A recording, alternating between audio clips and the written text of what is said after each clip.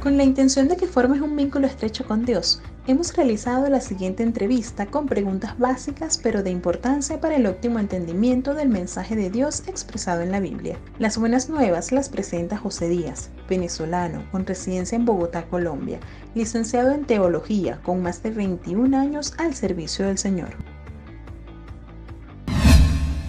¿Por qué y para qué nos creó Dios? Dios nos creó para que lo glorifiquemos su nombre. De hecho, en Génesis 1:26 dice, Dios, hagamos el hombre a nuestra imagen y semejanza. Entonces, es la única criatura que fue creada a la imagen de Dios. Tenemos ese privilegio de ser creados a imagen de semejanza de Dios. De hecho, lo creó santo, lo creó sin malicia. Ese es el Adán antes de Génesis 3, que desobedece. Y ese era el ideal de Dios, que el hombre fuera perfecto, que gobernara su creación. Pero el hombre cuando peca, entonces se rompe esa relación con Dios y ya no lo estaba glorificando. En el Antiguo Testamento dice Isaías 43:7, dice, todos los que son llamados en mi nombre, para gloria mía los creé. Ahí vemos justamente eso, Isaías diciendo cuál fue el propósito de Dios al crear al hombre. ¿Qué es la Trinidad y cómo sabemos que existe? Lo insensato de Dios es más sabio que todo el hombre y nuestra mente, nuestro entendimiento no da para tanto. O sea, no hay algo en la naturaleza que pueda ser comparado con la Trinidad. La Trinidad, como su nombre lo indica, son tres personas, pero que constituyen un solo Dios.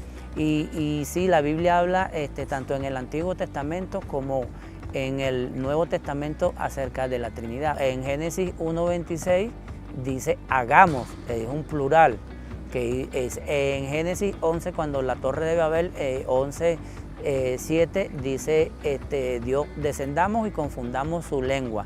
La palabra hebrea que se utiliza para Dios, Elohim, es un plural y dependiendo del contexto significa, se está refiriendo a los dioses paganos o al Dios verdadero. Entonces, pero es la misma palabra y es un plural.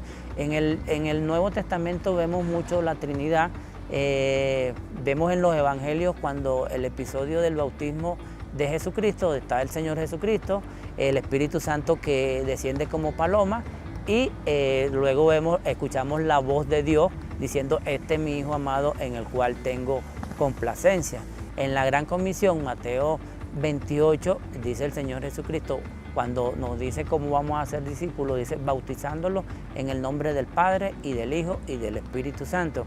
Pero el texto que más me gusta es el que utiliza Pablo en 2 Corintios 13:14 y les dice, la gracia del Señor Jesucristo, el amor de Dios y la comunión del Espíritu Santo sea con todos vosotros.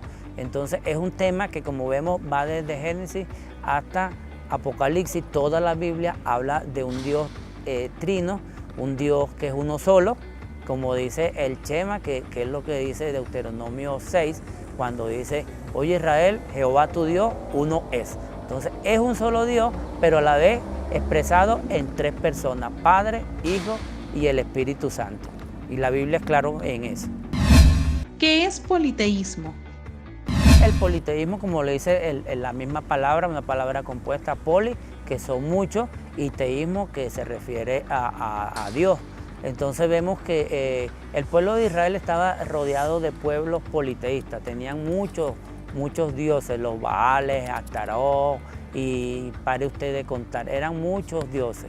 Entonces en el Nuevo Testamento también los paganos, los gentiles, adoraban dioses paganos, Afrodita, Venus, Baco, cualquier tipo de dioses. Los egipcios tenían muchos dioses también, pero nuestra doctrina de la Trinidad nos enseña que hay un solo Dios y la Biblia habla justamente de Dios. Cuando estudiamos la Biblia nos podemos dar cuenta que el papel preponderante en el Antiguo Testamento lo tenía Jehová, Dios el Padre.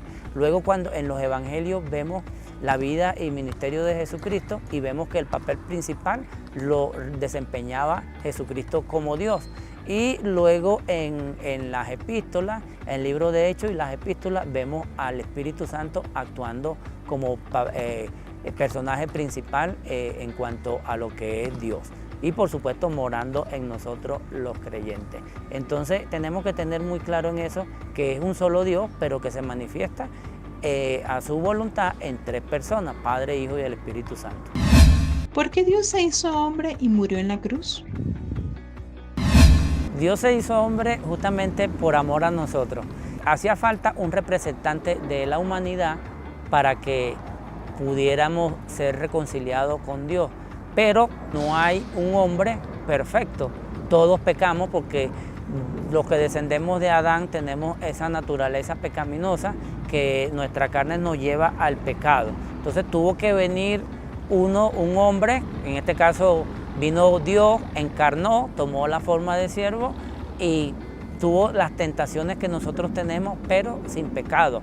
El autor de Hebreos dice que no tenemos un sumo sacerdote que no pueda compadecerse de nuestras debilidades, sino uno que fue tentado en todo, según nuestra semejanza, pero sin pecado. Entonces, para que en el Antiguo Testamento veíamos que los sacrificios necesitaban un cordero sin mancha, un cordero que no tuviera ningún defecto. Eso apuntaba a un hombre que no tuviera ningún pecado.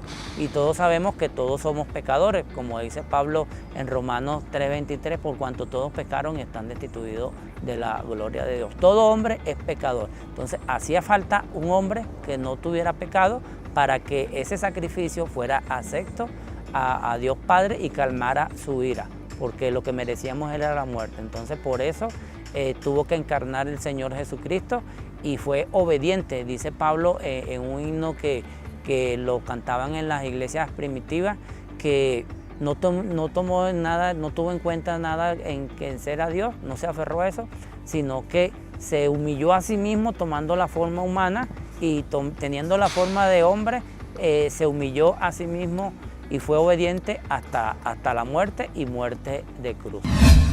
¿De qué nos salva Cristo? Jesucristo nos salvó realmente de la muerte, porque dice Pablo en Romanos 6:23 que la paga del pecado es muerte. Obvio, entonces todo hombre y mujer, por supuesto, lo que merece es la muerte, pero Jesucristo pagó el precio por nosotros. Entonces vemos allí, Pablo dice que Jesucristo vino, nos liberó del pecado, nos ha liberado eso, del pecado, porque éramos esclavos del pecado, de Satanás. ¿Por qué? Porque lo que hacíamos era constantemente lo malo. Y el apóstol Juan en su primera epístola nos dice que para eso vino el Hijo de Dios, para deshacer las obras del diablo. Y vemos que la obra del diablo fue desde en el huerto del Edén romper esa relación, esa comunión que tenía el hombre con Dios. El mismo Pablo en Romanos nos dice que ahora que habéis sido libertados del pecado y hechos siervos de Dios, tenéis por vuestro fruto la santificación y como fin la vida eterna. Entonces ahí vemos claramente, nos salva del pecado, nos libra del pecado y entonces ahora somos siervos de Dios. ¿Pueden salvarse las personas que no conocen a Cristo? En el Evangelio de Juan, en el capítulo 14, verso 6, dice el Señor Jesucristo: yo soy el camino y la verdad y la vida, y nadie viene al Padre si no es por mí. Claramente vemos que solamente a través de aceptar el sacrificio del Señor Jesucristo y aceptarlo como Señor y Salvador es que vamos a tener una relación y vamos a ser salvos. Juan 1:12 dice: a los que le recibieron, a los que creen en su nombre, les dio la potestad de ser hechos hijos de Dios. Es claro que solamente a través del sacrificio de Jesucristo es que podemos tener reconciliación con Dios. ¿Es necesario tener fe para lograr la salvación? Sin fe realmente no podemos agradar a Dios. Dice Pablo en la carta a los Efesios, en el capítulo 2, versos 8 y 9, dice: porque por gracia soy salvo por medio de la fe, no por obra para que nadie se gloríe. Entonces la fe es imprescindible para alcanzar la salvación. ¿Cómo podemos tener fe? Realmente la Biblia nos enseña, y más que todo el Nuevo Testamento, que es Dios quien pone la fe. porque nosotros andamos perdidos en nuestros delitos y pecados y tenemos el entendimiento entenebrecido, y para nosotros, para uno, la cruz de Cristo, hablar del cristianismo es simple y llanamente locura. Entonces, cuando Dios nos quita en su gracia, en su misericordia, nos quita esa venda que tenemos en el entendimiento, entonces es que podemos tener esa fe. Es Dios quien realmente nos llama, quien nos busca. Muchas veces decimos, yo estoy buscando de Dios, no es Dios quien nos busca a nosotros, y es Dios quien nos da la fe. Entonces, una persona que Dios le da la fe, nunca la va a perder. Entonces, nuestra fe va aumentando a medida que perseveramos en los caminos del Señor y somos agradecidos y nos damos cuenta que realmente es Él quien nos ha dado la fe y nos sostiene hasta este día. Dios creó el universo, pero no lo dejó a su libre albedrío, no, Dios lo sustenta. Dice Pablo en Colosenses, en capítulo 1, que Dios lo sustenta justamente con el poder de su palabra. Entonces, la fe, cuando tenemos fe realmente, nunca la vamos a perder. ¿Por qué? Porque es un don de Dios. Entonces, todo el plan de salvación tiene su inicio y su término en Dios. Dios hizo ya todo. Nosotros lo único que tenemos es que creer. Solamente eso. ¿Es más feliz el que cree? Indudablemente sí. Y eso podemos verlo tanto en las epístolas del Nuevo Testamento como en el libro de Hechos. Vemos personas realmente felices, y en los padres de la iglesia, los mártires, que entregaron su vida y fueron felices de haber ofrendado su vida para que el evangelio se extendiera. Entonces, justamente Pablo exhorta en varias de sus epístolas que nosotros permanezcamos en gozo, porque el gozo, la felicidad, por decirlo de alguna manera, del creyente no se basa en las cosas externas, en las cosas materiales, sino se basa en un gozo interno. El Señor Jesucristo nos prometió y nos ha cumplido que nos iba a dejar una paz, su paz que el mundo no puede dar, que el mundo no conoce, y esa paz nos hace mantener la confianza y la tranquilidad aún en medio de las peores circunstancias, en medio de cualquier tribulación, en medio de cualquier enfermedad, en medio de cualquier carencia. Yo he tenido el privilegio de visitar hermanos que están en un lecho con una enfermedad terminal, y para ir a consolarlo, y resulta que uno es el que sale fortalecido, sale consolado, porque vemos la alegría y la felicidad que tienen, porque nosotros tenemos algo que no tiene el mundo, que es que nosotros tenemos una esperanza, que es la que Pablo habla cuando le escribe a la iglesia de Tesalónica, de esa esperanza que es la vida eterna. Entonces, si nosotros vamos a dejar este mundo, vamos a ir a un mundo mejor, porque vamos a estar con el Señor. Entonces, en eso se basa la felicidad y el gozo del creyente. Una esperanza que no lo tienen los que aún no han creído en Dios, pero que nosotros sí tenemos. Si Dios conoce mis pensamientos, sentimientos y necesidades, ¿por qué debo orar? Debemos orar porque es un mandato de Dios. Dios nos manda a orar constantemente. La oración es un recurso espiritual que el Señor nos dejó para nuestro propio crecimiento espiritual, valga la redundancia. Y Dios dice en su palabra, Mateo 7, nos dice, pedid y se os dará, buscad y hallaréis, tocad y se os abrirá. Y justamente la oración, cuando yo oro, aun cuando Dios sabe todo, porque Dios es omnisciente y es omnipresente, obviamente sí, antes que la palabra salga de nuestros labios, ya Dios sabe lo que es. Pero en la oración sería una forma como de nosotros mostrarle a Dios que confiamos en Él, que le pidamos. Él es nuestro Padre Celestial, y un hijo a quién le va a pedir las cosas que necesita. Le pide justamente el Padre. El Señor Jesucristo en un episodio de los Evangelios, diciéndole a los judíos, le dice, si vosotros siendo malos le dan buenas dádivas a su hijo, ¿cuánto más vuestro Padre Celestial? Entonces yo creo que la oración es justamente eso, confianza en Dios. Yo puedo estar pasando por alguna tribulación, por alguna aflicción, pero yo confío en Dios y le pido, y sé que me lo va a dar si estoy pidiendo de acuerdo a su voluntad y obviamente en su tiempo, que es el perfecto. El mismo Señor Jesucristo, cuando encarnó siendo Dios, oraba constantemente a Dios el Padre. El mismo Señor Jesucristo vemos que es nuestro modelo y Él oraba constantemente, pasaba hasta una noche, una vigilia orando sin cesar. Lamentablemente muchos cristianos hoy en día no saben el valor que tiene la oración. Es realmente la forma en que nosotros vamos y descargamos nuestras luchas al trono de la gracia. Es cuando confiamos que tenemos un Padre y confiamos que Él nos va a dar lo que le estamos pidiendo. Entonces, sí, debemos orar constantemente. ¿Cómo estar seguros de que Dios nos escucha y de que nos habla? Dios habla de diferentes maneras y Dios tiene la capacidad y el poder para hacer hablar hasta las piedras. Si vemos el Antiguo Testamento, vemos que Dios hablaba muchas veces. De hecho, el escritor de Hebreos dice, Dios hablando muchas veces a nuestros padres a través de los profetas, en estos postreros tiempos nos ha hablado a través de sus hijos. Dios nos habla también a través de su palabra, que ya está completo, que es el canon completo, lo que es la Biblia. Entonces Dios nos habla a través de situaciones, Dios usa personas y nos habla a través de esas personas. Entonces Dios nos habla de diferentes maneras y obviamente nos escucha, porque si vemos los atributos de Dios, vemos uno de sus atributos que es omnisciente, o sea, que sabe todo, y es omnipotente, está en cualquier lugar. Entonces, obviamente, sí escucha nuestras oraciones. Y si nosotros oramos y vemos la respuesta de Dios, quiere decir que Dios realmente ha escuchado nuestro ruego, nuestra súplica y nos está contestando. No son cuestiones al azar ni nada, porque Dios no es un Dios de casualidades, de azar, sino Dios es un Dios de orden. Entonces, sí estamos seguros que Dios oye nuestras oraciones constantemente.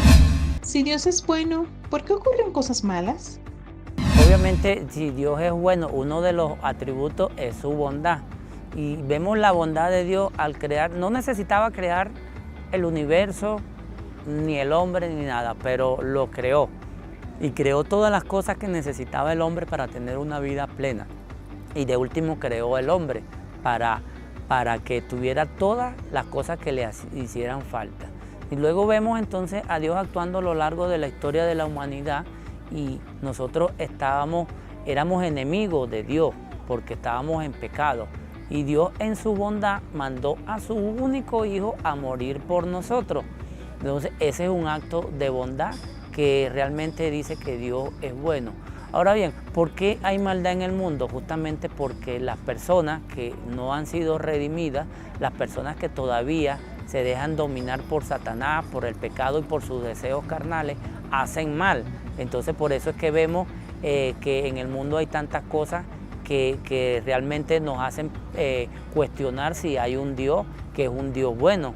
Vemos que ¿por qué ocurren las catástrofes y todas esas cosas? Porque es que la misma naturaleza está bajo maldición. Cuando Dios le dio su parte de castigo a cada uno, le dijo el hombre que con la naturaleza iba a ser maldita por culpa del hombre. Entonces vemos que por eso es que ocurren las grandes catástrofes, vemos cuando hay ese tipo de pandemia, es Dios actuando y es Dios como en cierta manera disciplinando al mundo. En el libro de los jueces vemos que el pueblo de Israel, cuando se iba tras falsos dioses, Dios le mandaba otro pueblo vecino que los conquistaba y los hacía sus esclavos.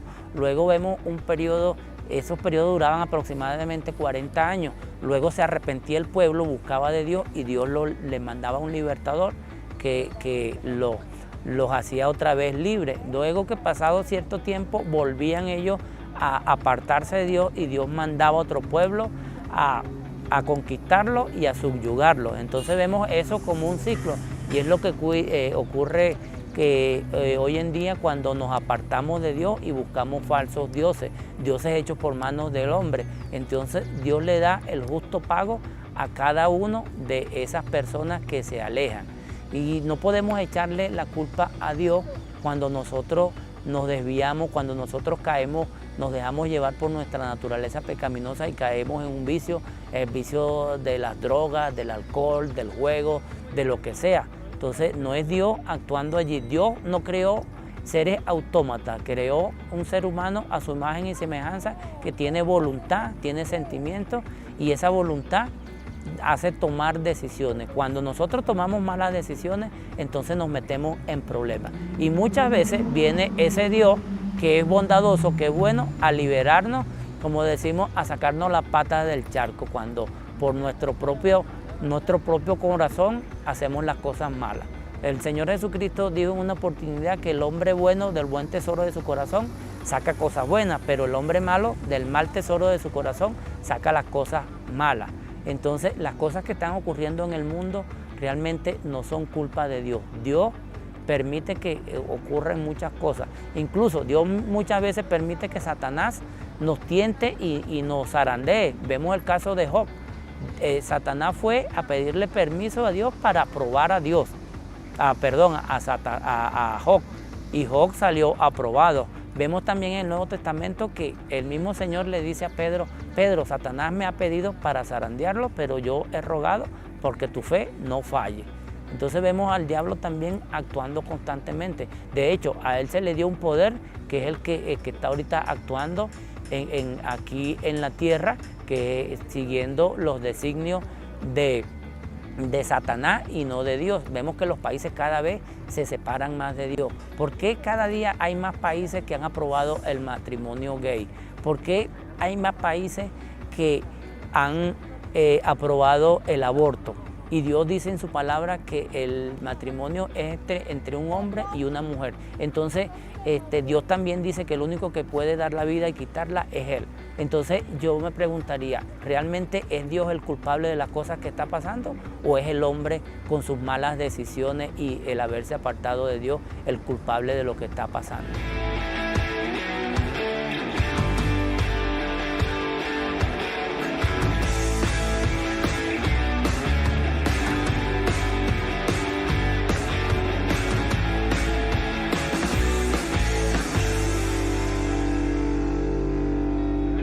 ¿Por qué estamos hablando de todo esto? Tiene un propósito, y es que nosotros somos embajadores de Cristo.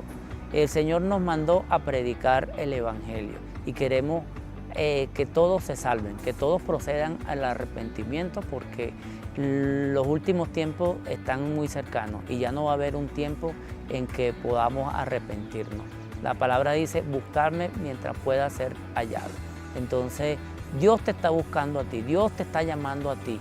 Reconócelo en todas tus acciones y acéptalo como tu único Señor y Salvador. Porque hay un solo Dios y un solo mediador entre Dios y los hombres, Jesucristo hecho hombre. Y Él murió por ti y por mí. Y está allí esperando que tú lo aceptes como tu Salvador y como tu Señor. Y a mis hermanos quiero motivarlos a que sigan perseverando en los caminos de Dios y que, por supuesto, lleven las buenas nuevas de salvación hasta lo último de la tierra. Bendiciones.